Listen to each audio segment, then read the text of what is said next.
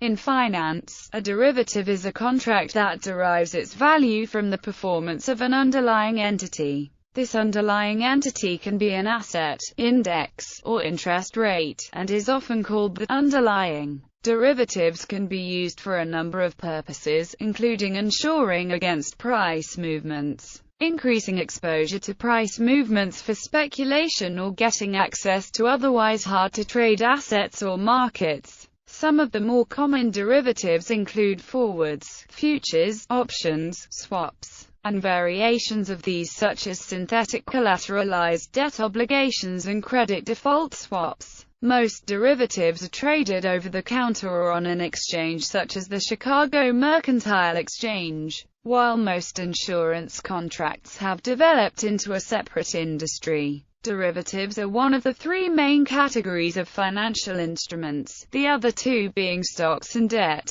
Collateralized debt obligation. A collateralized debt obligation is a type of structured asset-backed security, originally developed for the corporate debt markets. Over time, CDOs evolved to encompass the mortgage and mortgage-backed security markets. Like other private label securities backed by assets, a CDO can be thought of as a promise to pay investors in a prescribed sequence, based on the cash flow the CDO collects from the pool of bonds or other assets it owns. The CDO is sliced into tranches, which catch the cash flow of interest and principal payments in sequence based on seniority. If some loans default and the cash collected by the CDO is insufficient to pay all of its investors, those in the lowest, most junior tranches suffer losses first. The last to lose payment from default are the safest, most senior tranches.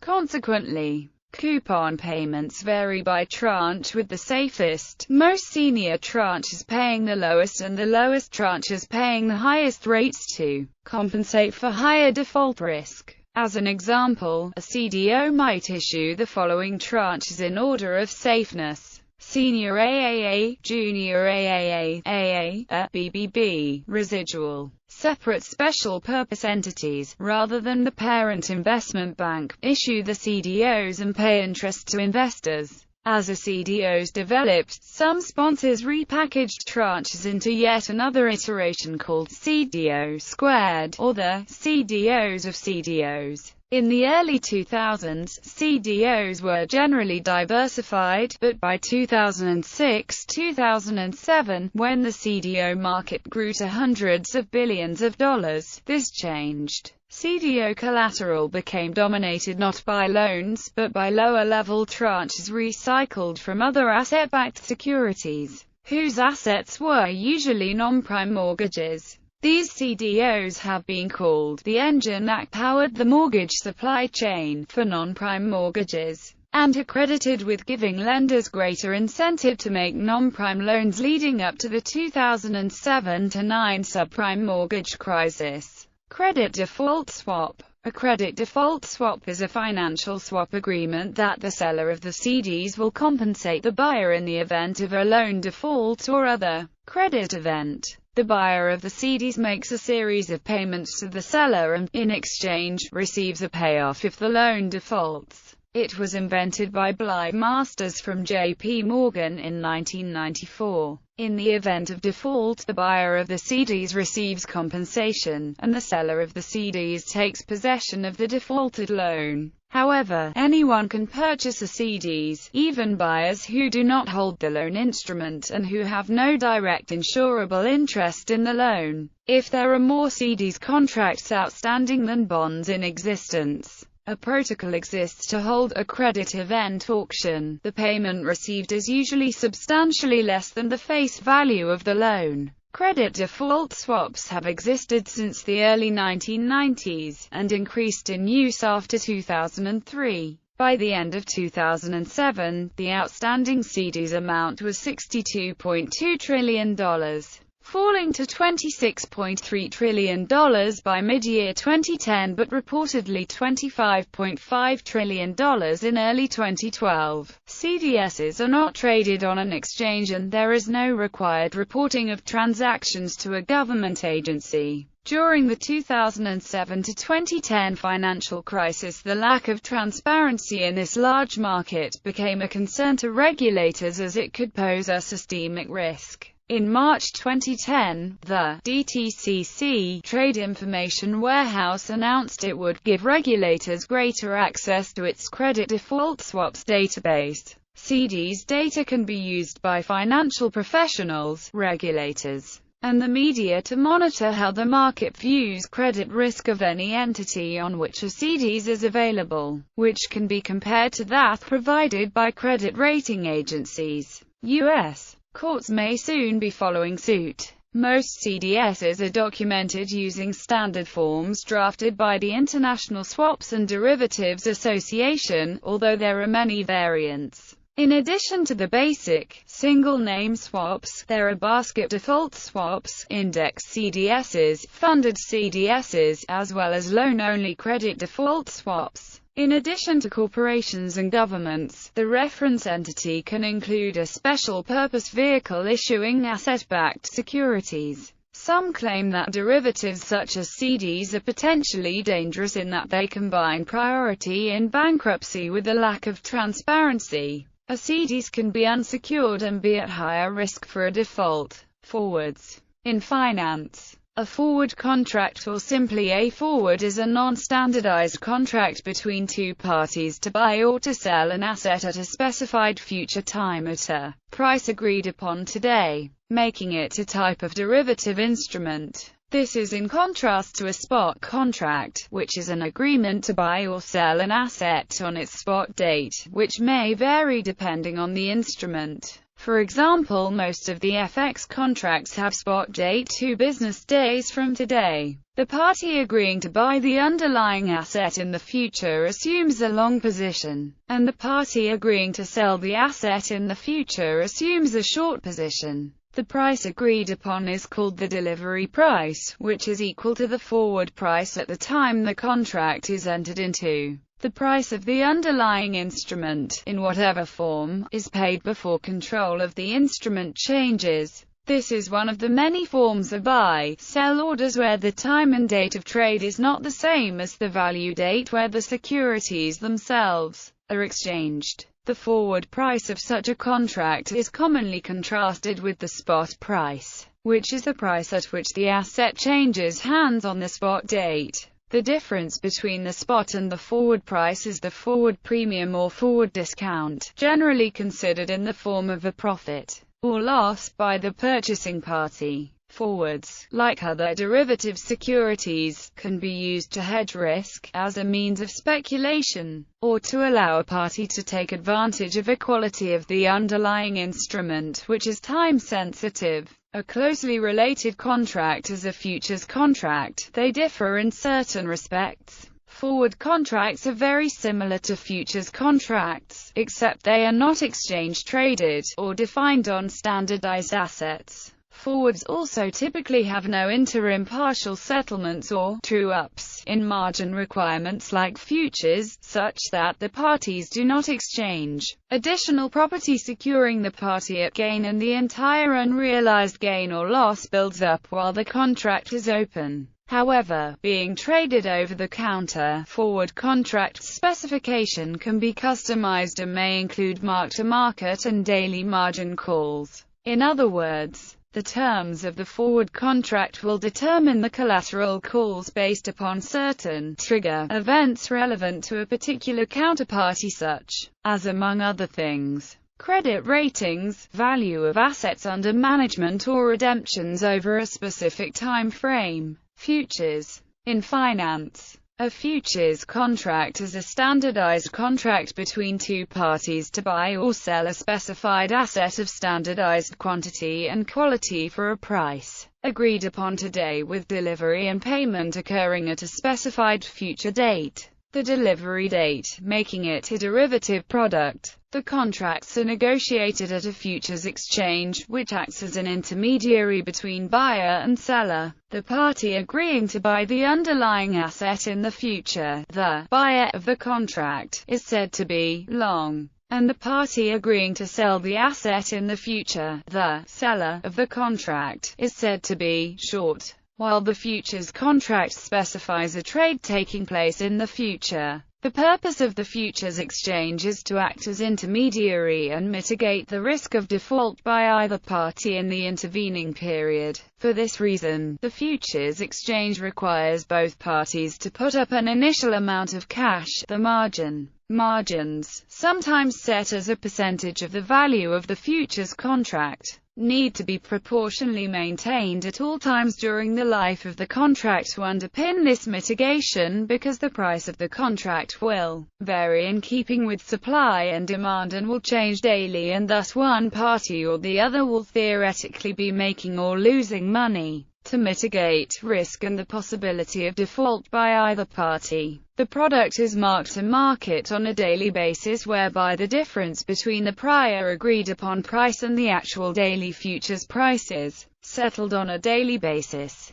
This is sometimes known as the variation margin, where the futures exchange will draw money out of the losing party's margin account and put it into the other party's, thus ensuring that the correct daily loss or profit is reflected in the respective account. If the margin account goes below a certain value set by the exchange, then a margin call is made and the account owner must replenish the margin account. This process is known as marking to market.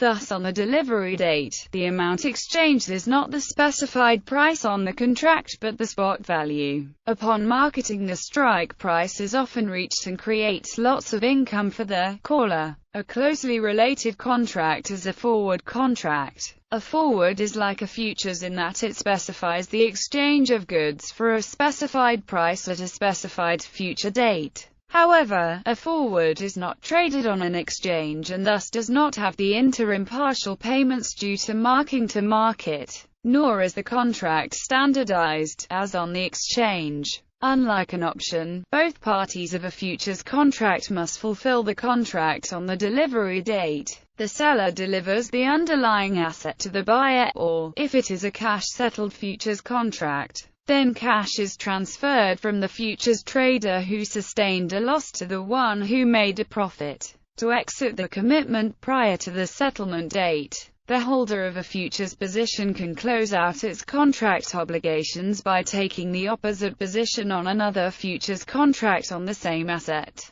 and settlement date.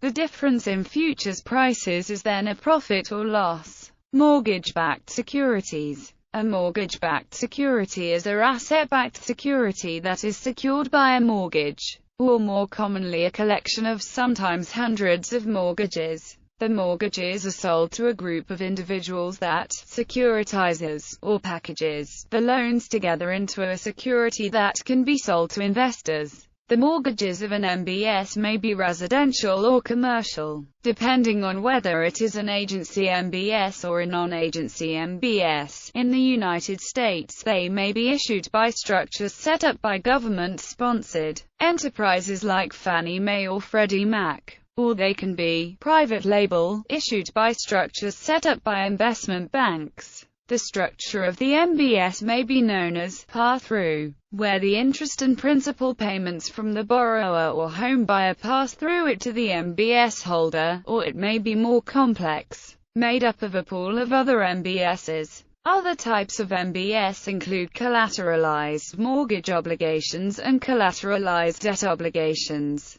The shares of subprime MBSs issued by various structures, such as CMOS, are not identical but rather issued as tranches, each with a different level of priority in the debt repayment stream, giving them different levels of risk and reward. Tranches, especially the lower priority, higher interest tranches of an MBS, were often further repackaged and resold as collateralized debt obligations. These subprime MBSs issued by investment banks were a major issue in the subprime mortgage crisis of 2006 to 2008. The total face value of an MBS decreases over time, because like mortgages, and unlike bonds, and most other fixed-income securities, the principal in an MBS is not paid back as a single payment to the bondholder at maturity but rather is paid along with the interest in each periodic payment. This decrease in face value is measured by the MBS's factor, the percentage of the original face that remains to be repaid. Options. In finance, an option is a contract which gives the buyer the right, but not the obligation, to buy or sell an underlying asset or instrument at a specified strike price on or before a specified date. The seller has the corresponding obligation to fulfill the transaction, that is to sell or buy. If the buyer exercises the option, the buyer pays a premium to the seller for this right. An option that conveys to the owner the right to buy something at a certain price is a call option. An option that conveys the right of the owner to sell something at a certain price is a put option. Both are commonly traded, but for clarity, the call option is more frequently discussed. Options valuation is a topic of ongoing research in academic and practical finance. In basic terms, the value of an option is commonly decomposed into two parts. The first part is the intrinsic value, defined as the difference between the market value of the underlying and the strike price of the given option. The second part is the time value, which depends on a set of other factors which, through a multivariable, nonlinear interrelationship, reflect the discounted expected value of that difference at expiration.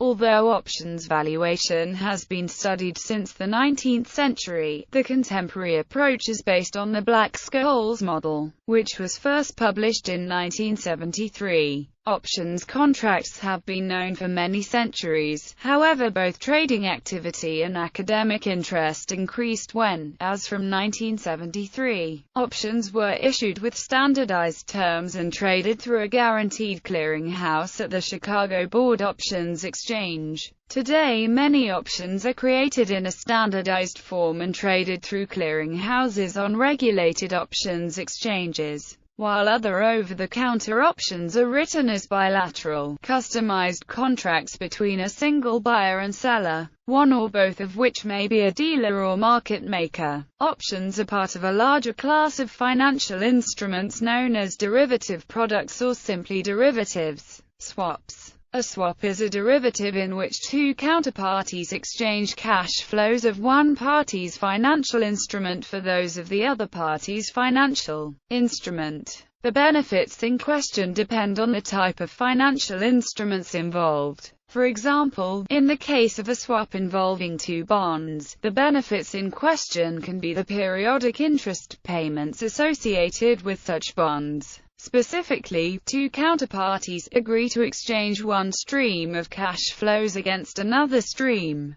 These streams are called the swap's legs. The swap agreement defines the dates when the cash flows are to be paid and the way they are accrued and calculated, usually at the time when the contract is initiated. At least one of these series of cash flows is determined by an uncertain variable such as a floating interest rate, foreign exchange rate, equity price, or commodity price. The cash flows are calculated over a notional principal amount. Contrary to a future, a forward or an option, the notional amount is usually not exchanged between counterparties. Consequently, swaps can be in cash or collateral. Swaps can be used to hedge certain risks such as interest rate risk, or to speculate on changes in the expected direction of underlying prices. Swaps were first introduced to the public in 1981 when IBM and the World Bank entered into a swap agreement.